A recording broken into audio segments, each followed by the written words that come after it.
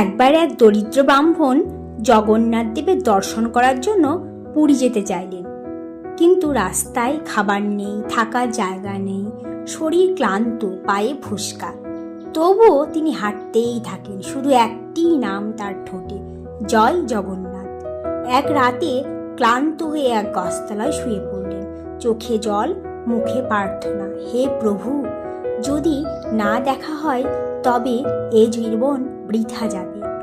হঠাৎ গভীর রাতে তিনি স্বপ্ন দেখলেন, সাদা হলুদ রঙের পোশাকে 3 জন ভাই এগিয়ে আসছেন, জগন্নাথ, সুভদ্রা আর বলভদ্র। তারা এসে বললেন, ভক্ত, আমরা তোমার কষ্ট দেখেছি, কাল সূর্যোদয়ের আগে আমরা পুরী থেকে তোমার কাছে আসব। পরদিন ভোরে গ্রামের মন্দিরে সবাই দেখতে পেল জগন্নাথের 3টি কাঠের মূর্তি হঠাৎ সেখানে হাজির।